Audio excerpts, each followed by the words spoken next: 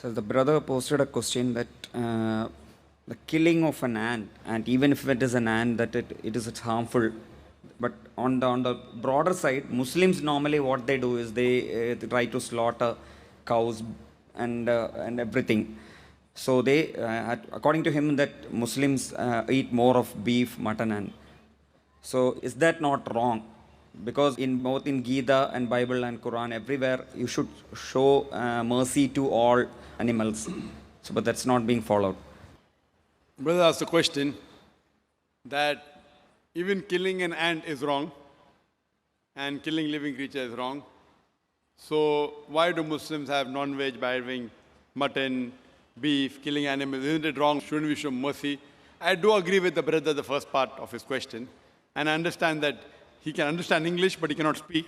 There are many people there we have who can understand English, but cannot speak English, and they ask in Urdu. So I believe the brother can understand English, but he can't ask the question in English because he's more fluent in Tamil. As far as killing any living creature unnecessary, it's a sin even in Islam. Even in Islam, it's a sin to kill any living creature unnecessary. And there are hadith in which the Prophet has said, when a person was there making a bonfire, the Prophet said, don't make a bonfire there because there are ants. Shift the position. That means the Prophet also was worried that that bonfire may kill the ants. So he asked the Sahabas to shift the position so that the ants don't get killed. Now coming to a basic question, that why do Muslims have non-veg, killing animals for non-veg, etc.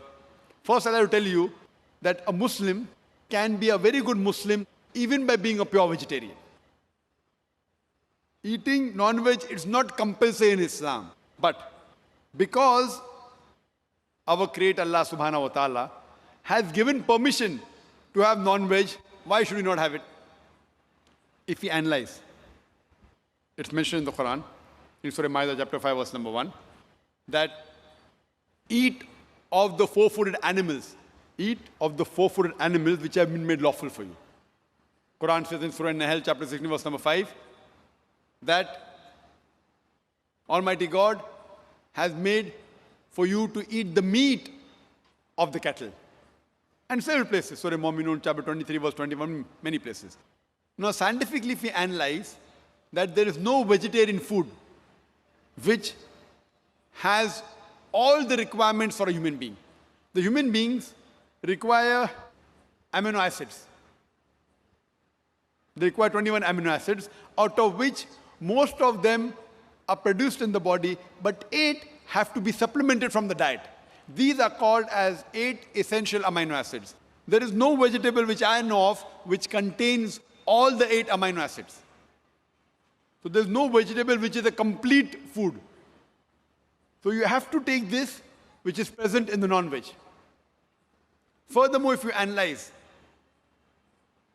non-veg food, it's nutritious, rich in vitamin K.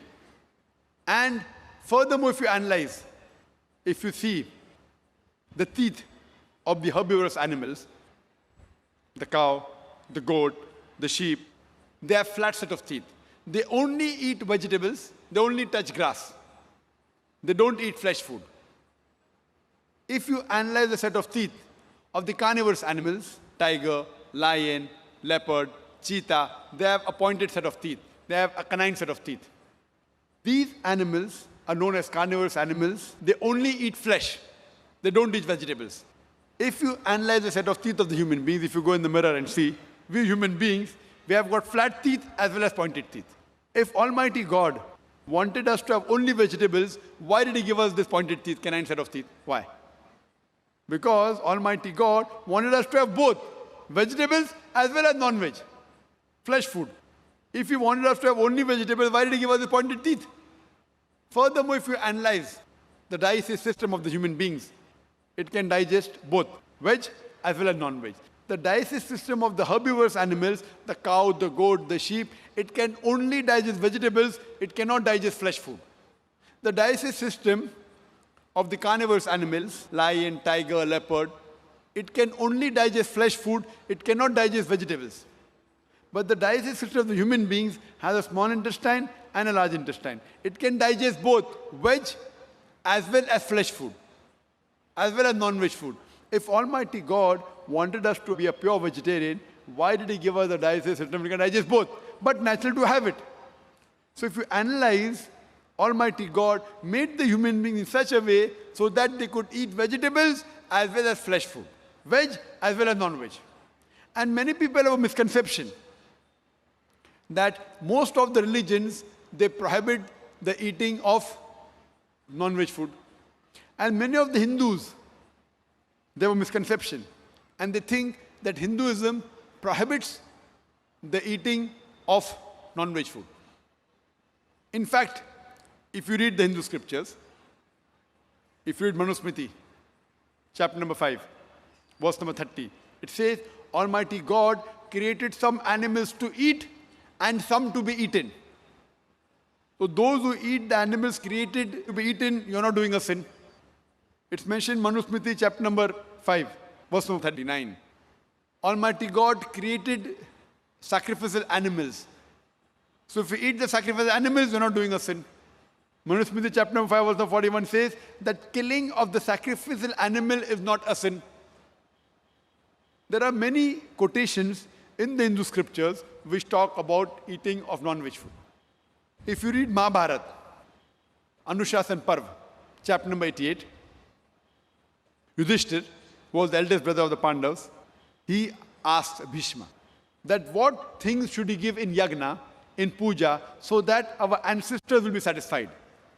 So Bhishma replies that if in puja, if in yagna, if you give herbs and shrubs and vegetables, our ancestors will be satisfied for 1 month. If you give fish, satisfied for 2 months. If you give meat, for 3 months. If you give hair, for 4 months. If you give goat, for 5 months. If you give bacon, for 6 months. If you give deer, for 6 months. If you give birds, for 7 months. And the menu keeps on continuing. And it says that if you give buffalo in yagna, 11 months. If you slaughter a cow, our ancestors will be satisfied for 1 full year. And if you give a rhinoceros, then our ancestors are satisfied inexhaustibly. There's a full menu given in Mahabharata. So if you read the Vedas and the Hindu scriptures, the sages and sons, they had non-veg, they even had beef. But the reason you find many Hindus, they say that eating non-veg is prohibited because they are being influenced by the non-violence philosophy. You know, even the Jains. And what these people who believe in non-violence say, that killing of living thing is prohibited. Therefore, killing an animal is a sin. So I agree with them that if killing any living creature unnecessary is a sin. But if you say killing living creature is sin per se, then I tell them that even the plants you have, they have got life. Previously, we did not know that plants have got life. Therefore, they used to think that killing plant is fine. Today, we know that even plants have got life. So the logic has changed. Yes, Zakir, we agree plants have got life, but plant can't feel pain. Therefore, killing a plant, having vegetable, is lesser sin as compared to having non-veg, that flesh food. Today, science advance, we have come to know that even the plants can feel pain. But when the plants cry out, we human beings cannot hear the cry of the plant because we can hear only between 20 cycles per second to 20,000 cycles per second.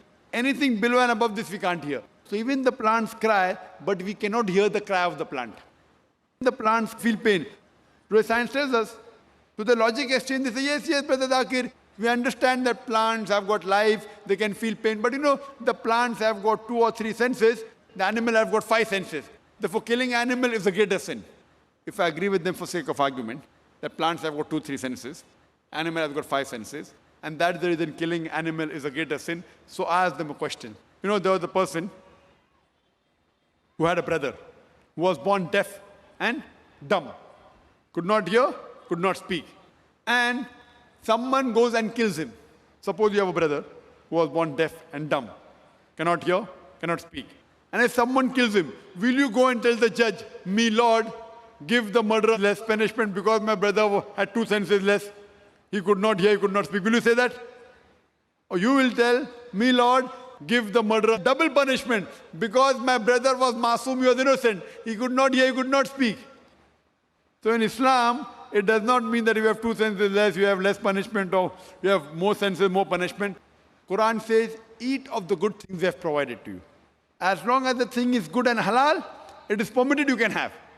So in Islam, we are allowed to slaughter animal only for eating. Unnecessary for hunting, for sports is prohibited.